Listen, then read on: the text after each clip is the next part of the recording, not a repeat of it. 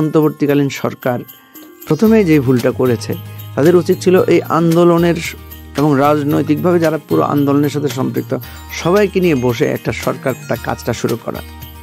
কিন্তু বাহ্যত দেখা গেছে যে আমাদের প্রধান উপদেষ্টা মহোদয় শুরুতেই উনি বলেছেন যে এটা ছাত্র জনতার সরকার এবং ছাত্র জনতার দ্বারা আমরা নিয়োগকৃত হয়েছি।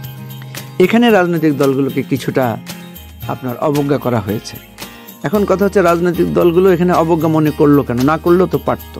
রাজনৈতিক দলগুলো এখানে মহত্ত্বতার পরিচয় দিতে পারতো, বলতে পারতো যে আমরা যেহেতু আন্দোলন করে সফল হতে পারি নাই, ছাত্ররা সফল হয়েছে, ঠিক আছে, এই আমাদেরকে একটু আমাদের অবদান অস্বীকার করলেও আমরা এই সরকারকে সাপোর্ট দেব। তখন দেখা গেলো রাজনৈতিক দলগুলো, বিশেষ করে প্রধান রাজনৈতিক দলগুলো, তারা তাদের অবদানটা আবার বলা শুরু করলো। আগে যেটা তারা গোপন করেছিল, বলতে চান নাই, তারা তখন তাদের অবদানগুলো বলা শুরু করলো। এবং জামাত তো যেটা করলো যে তারা ওপেন হয়ে গেল, তারা বলল যে আমরা এইভাবে পরিচয় গোপন করে, শিবির পরিচয় গোপন করে এভাবে করেছি। তারাও তাদের দাবিটা শুরু করলো যে আমরা কে কী অবদান রেখেছি। প্রথম বিতর্কটা শুরু হলো অবদান নিয়ে।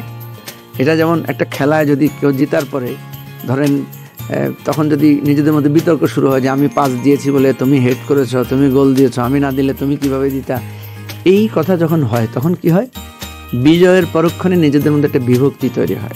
এবং যে বিভক্তিটা এখানে তৈরি হয়েছে, এই বিভক্তিটা দূর করার জন্য যার প্রধান ভূমিকা রাখা দরকার ছিল প্রফেসর ডক্টর মোহাম্মদ ইউনূসের, উনি কোনো ভূমিকা নেন নাই, বরং কোনো উপদেষ্টাও এখানে বিতর্কিত ভূমিকা রেখেছে।